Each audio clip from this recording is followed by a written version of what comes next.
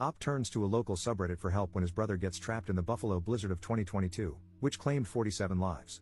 Another user saves his brother and recounts the experience in which they almost became the 48th and 49th lives lost.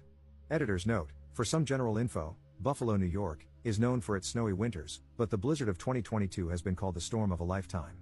48 inches, 122 centimeters, of snow fell in about 48 hours. With the wind chill, the temperature was minus 30 degrees Fahrenheit, minus 34 degrees Celsius. The conditions were so bad that emergency services were suspended. 47 people died. Original post by you/Junzeman. Op made a post in r/Buffalo that was titled, "I need urgent help. My brother has been stuck in his car since the afternoon. He is near X address and is running out of gas. We have tried our best to contact the fire department, police, and tow companies but haven't received any help yet. Please, someone help me. Any help or suggestions would be greatly appreciated." A comment from a local about the conditions in the area. Volunteer firefighter here. Our trucks cannot move in this snow. We are getting stuck and cannot get to anyone at the moment. At least 50% of the town's fire apparatuses are stuck somewhere. I hate to say this, but if you can contact him, tell him help is probably not coming. He is going to have to get resourceful, knock on doors, do something. There is nothing we can do at the moment. We are snowed in at the fire hall. Comment left by you/Spore211215. I live close by, I can bring some gas and warm clothes, possibly. If he's up for it, I can walk him back to that fire hall. I live near that area. Update 1 day later. Posted by you/Spore211215. Saw another post on here saying someone was stuck on Genesee Street near Crabapples. Well, I think to myself, hey, I only live about half a mile from there. I bet I could help this person, and I make the decision to go. He's been stuck there all day, and his clothes got wet from the snow while trying to leave, so I knew he needed help. So, I'm getting myself ready. I grab what little gas I have, some food and water in case he needs any, and some warm clothes and a blanket for him. Then I gear myself up. I put on thick hiking socks, sweatpants, a backpack to carry my gear, puffy snow pants, a Hanes white tee, 2 sweaters, a jacket, a high-vis vest, thick leather winter gloves, insulated winter muck boots, a headband, and a motorcycle helmet to help combat the snow and wind. So, it's time to head out. It's about 11 p.m., the wind gusts are still ripping outside, and snowdrifts can bring visibility down to zero. The motorcycle helmet is a mixed bag, helpful in some ways but also letting snow get stuck in my face, but overall, it was a good choice. Now, let me tell you, going to get this man was difficult. I'm a taller man myself, so the snowbanks weren't as much of a struggle for me, but unfortunately, when the snowdrifts reach up to my mid-thigh and every step has my foot dropping all the way down into the snow with no resistance, it turns just walking into a big task in itself. So, I'm making my way down the street, and it is difficult. I get that I'm wearing a motorcycle helmet and that it's hard to breathe in, but even when the visor was lifted, it was still hard to breathe, not only because of the snow constantly blowing in my face but also because walking itself was exhausting. I'm in decent shape, but trudging through those drifts is no easy task.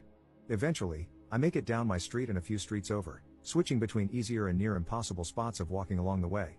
I get to an automotive business, and their building blocks a lot of the snow, allowing me to walk like normal for once in a long while.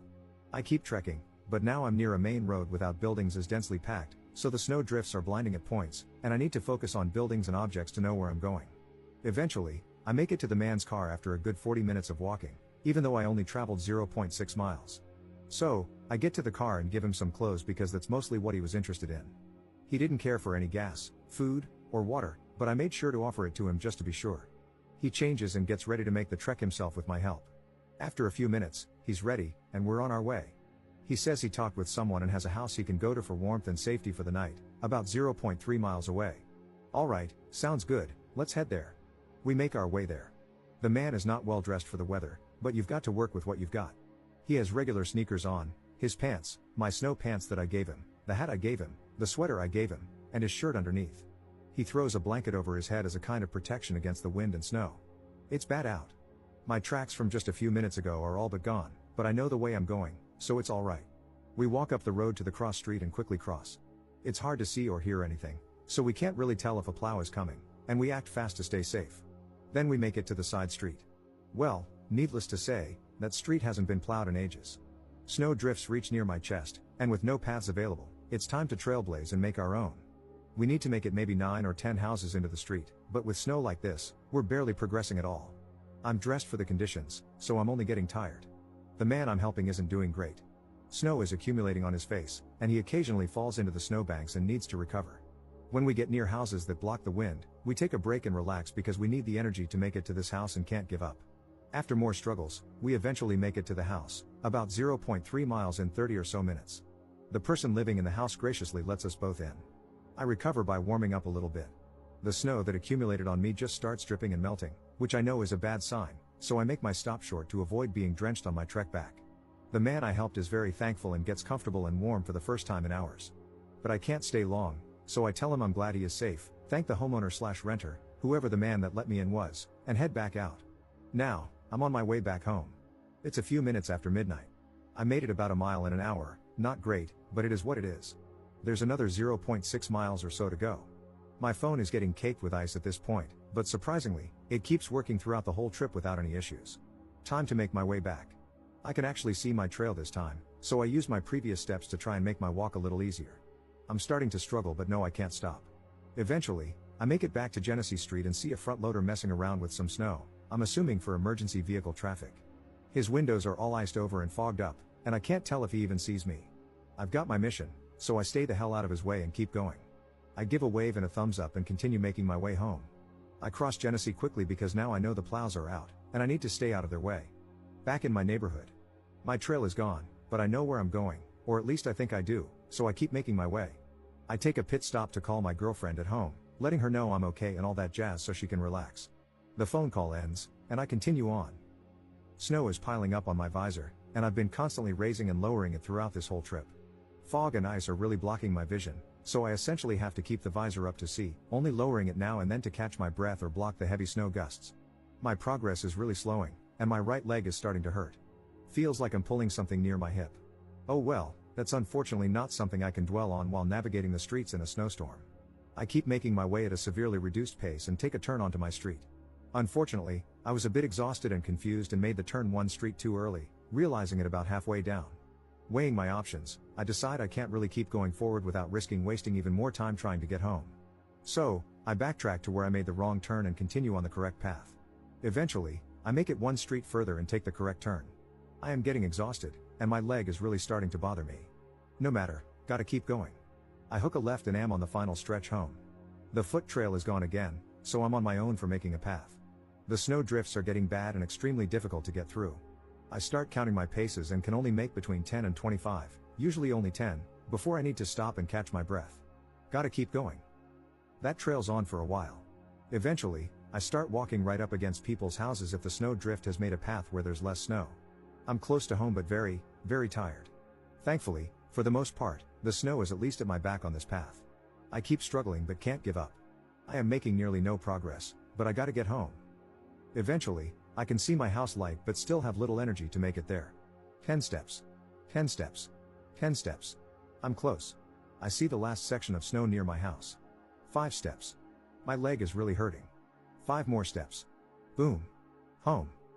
I am exhausted and ready to drop. I make it in the door, and my girlfriend helps take off all my clothes, backpack, and whatnot. I'm caked in snow but stayed warm throughout. I try to take my helmet off, but the snow caked onto the back of my head so much that my hair had ice in it, making it stick together. She had to melt the ice with her hands to get it off. I have her check me for frostbite, and surprisingly, there's none to be found, which I might debate. At the time of writing this, my ears are still a bit numb and have a funny feeling, but nothing of much concern. It's almost like the feeling of Novocaine at the dentist, but to a much lesser extent. Then I relax. She has hot cocoa ready for me as I walk in, and now I just get to relax. I earned this hot chocolate. Mission success, helped a man get home safe and got home myself. A comment from the homeowner who took you/Junzeman's brother in. Thank you man, you saved the guy's life. May Allah bless you. I'm the homeowner you guys came to help. For a second, I thought you were a first responder with your helmet on, lol. It's a happy ending story. The man stayed in my house for 2 nights, and he headed out home this morning. He even helped me clean some snow off my driveway before he left. He arrived home safely, though his car is still stuck on the road. Thank you once again. Second update same day. Posted by you/Junzeman. Last night, I made a post asking for help from my brother, who was stranded in the snow. After posting, I received lots of suggestions and advice. Then, out of nowhere, this man came and offered his help. Shout out to this kind human angel, you/Spore211215, for helping my brother out of the snow in Buffalo last night. This man deserves all the love, prayers, and gratitude for risking his own life to save a stranger. My family will forever be indebted to him, and I just want to help share his story in the hope of spreading some good news during this holiday season. Please help me make this local story known. Thank you, and happy holidays.